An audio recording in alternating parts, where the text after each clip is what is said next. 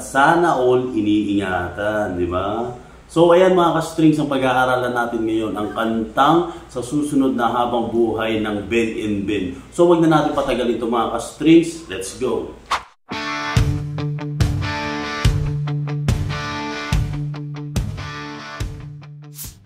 Unahin natin mga ka-strings yung kanyang strumming pattern. Sa strumming nito ay puro down lang siya. Bali, down-down lang siya.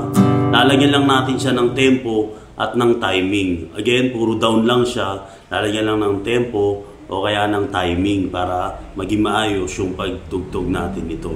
Yun lang naman yung pinaka-strumming pattern nitong kanta na to. And then, pagdating naman sa kanyang intro, ang mga chords na gagamitin natin dyan ay Jesus 2. Ayan, kung paano ba yung Jesus 2 na yan. Naka-G form tayo, na ganito, yan, G. Tapos, etong index finger natin, ilalagay natin dito sa 2nd fret, 3rd string. So, ganyan. Yan yung Jesus 2. Tapos, ang susunod dyan ay D over F sharp. Bali, naka-D form tayo. Tapos, etong ating hinlalaki or thumb, ay ilalagay natin dito sa 2nd fret, 6th string. Yan, bali na ganyan. Tapos kakalabitin din natin siya lahat. Yan. Tapos ang susunod niyan ay B7. B minor 7 pala. Sorry. B minor 7. Yan, B minor 7. Pwede rin yung B minor 7 na ganito. Yan, na ganito, broken. Pero mas magandang mapag-aralan din natin itong B minor 7 na bar chord. Yan, ganyan. E minor 7, tapos ang susunod na dyan ay A. Yan.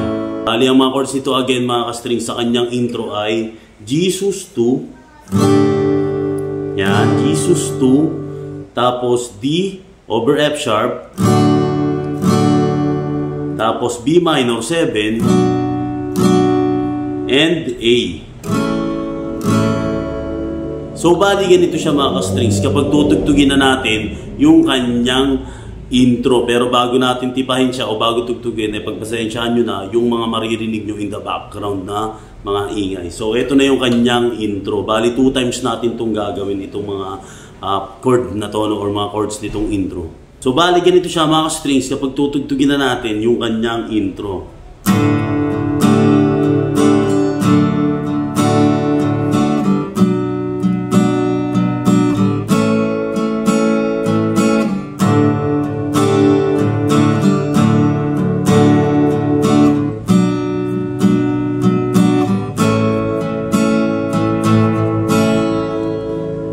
Pagkatapos ng intro natin mga ka-strings, ang susunod naman natin dyan ay yung kanyang first verse.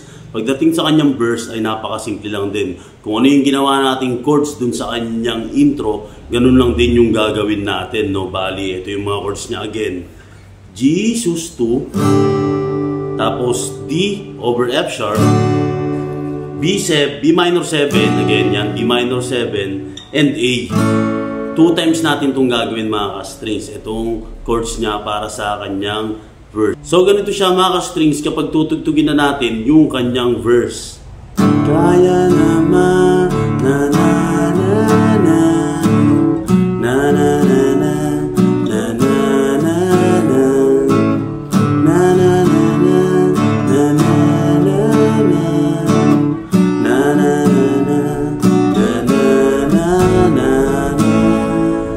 After ng verse mga ka-strings, ang susunod natin dyan ay yung kanyang refrain. Pagdating sa kanyang refrain, isang chord lang yung gagamitin natin at ito yung chord na G.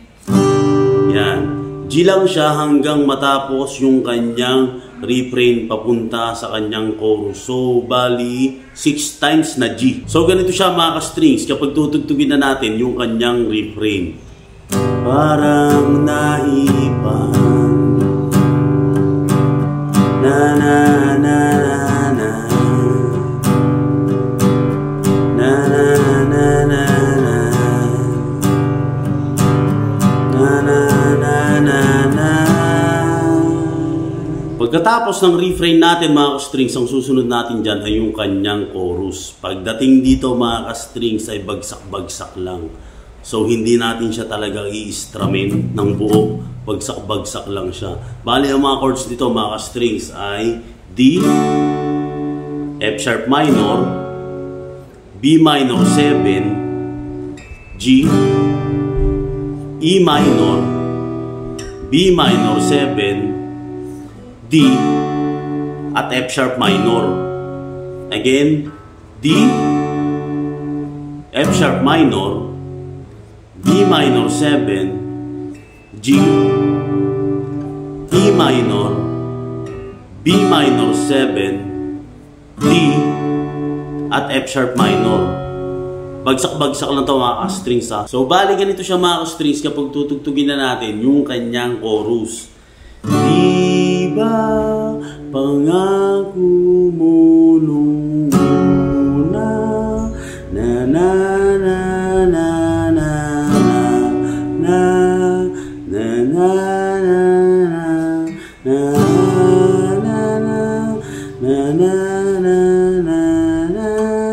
pagdating dito sa E minor, i-strumming na natin yan. Tapos B minor 7, D, babadulit sa D, tapos F sharp minor.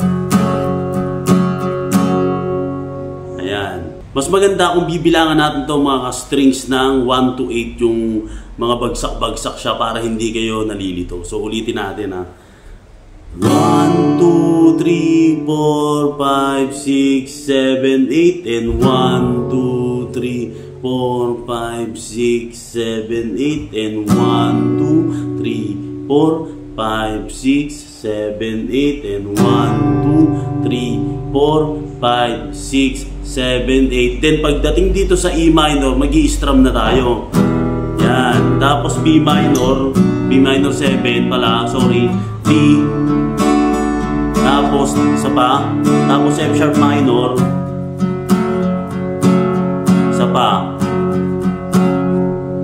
After ng chorus niya mga strings, ang susunod natin dyan ay yung kanyang second verse. Dito, kung ano yung ginawa natin sa kanyang first verse, ganun lang din yung gagawin natin dito sa kanyang second verse. Pero, one time lang. So, isang beses lang natin gagawin yung chord na ginawa natin dun sa kanyang first verse. Then, ang susunod na nun ay yung kanyang refrain. Pagdating naman doon, kung ano yung ginawa natin sa kanyang first refrain, ganun lang din sa second refrain. So, magpuproceed na agad tayo ngayon sa kanyang second chorus.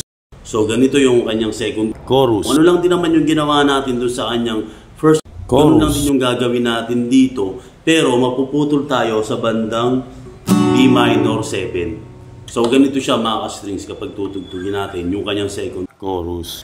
Diba na na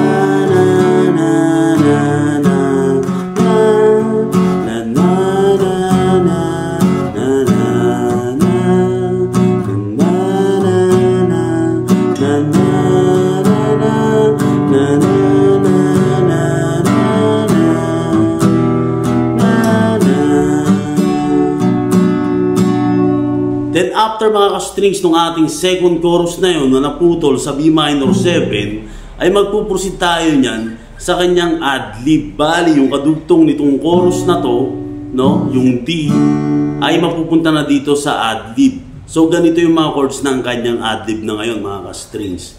D, F sharp minor, B minor 7, A, F sharp minor, at G. Yan yung mga chords na mga strings. Ulitin natin. D, F sharp minor, B minor 7, A, F sharp minor, at G. So ganito siya mga strings kapag tutugtugin natin yung kanyang ad-lib.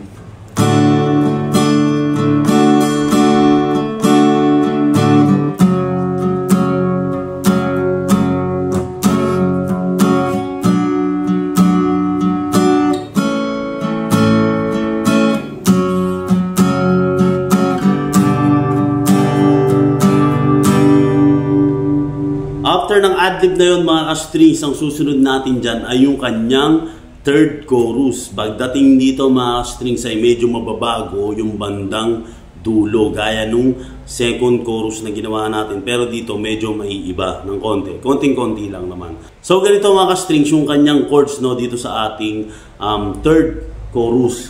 Bali D,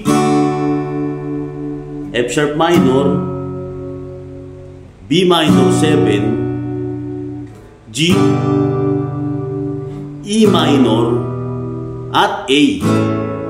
So again, ito yung chords ng kanyang third chorus. D, F sharp minor, B minor 7, G, E minor, and A. So bali ganito siya mga ka-strings kapag tutugtugin natin yung kanyang third chorus. Di ba pangako mo nung una na na na na na na na na na na na na na na.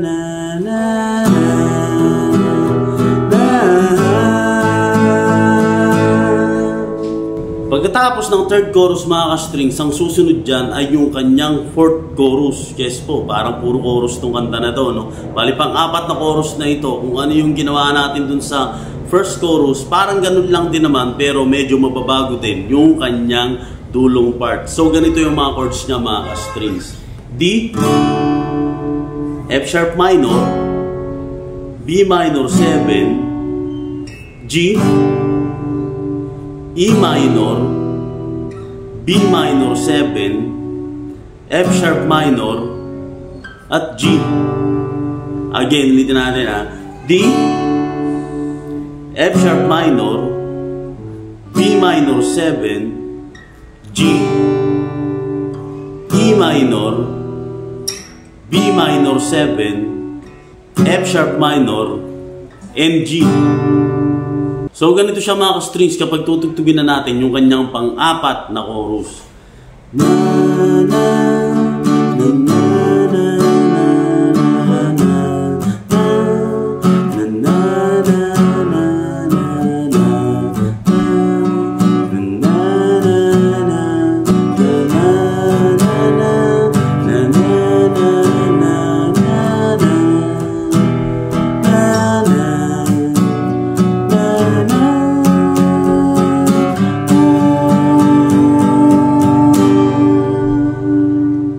after ng pang-apat na chorus mga ka-strings, ang susunod natin dyan ay yung parang pinaka-outro niya or coda kung tawagin din nung iba.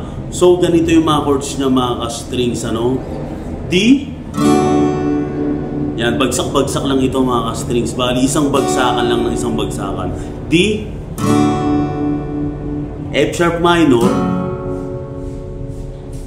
B minor 7, G, and D. Ulitin natin mga strings ha. D, F sharp minor, B minor 7, G, and D. So bali ganito siya mga ka-strings kapag tutugtugin natin itong pinaka-outro niya or coda din kung tatawagin. Ikaw pa rin